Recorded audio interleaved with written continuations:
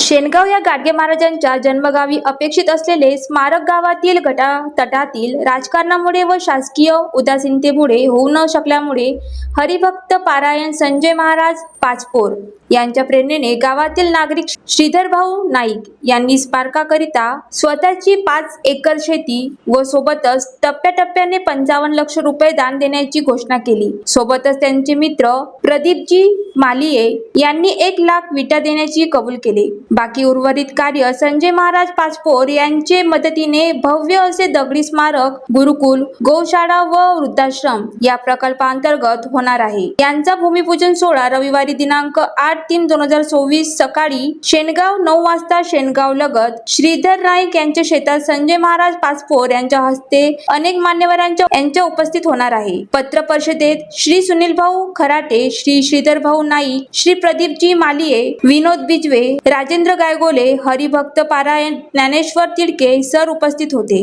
रहिवासी आहे आणि श्री संत गाडगे बाबा स्मारक समितीच्या माध्यमातून होत असलेल्या या स्मारकाच्या कार्याचा मी कार्यकर्ता आहे।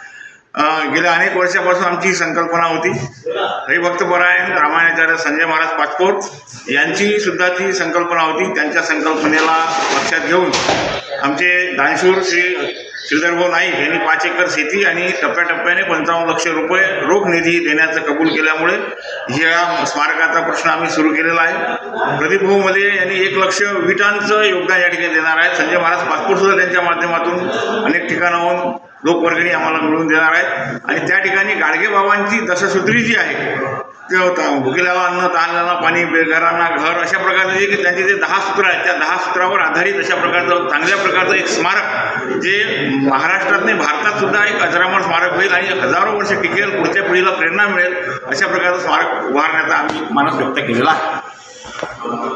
ज्वालादीप न्यूज, अमरावती।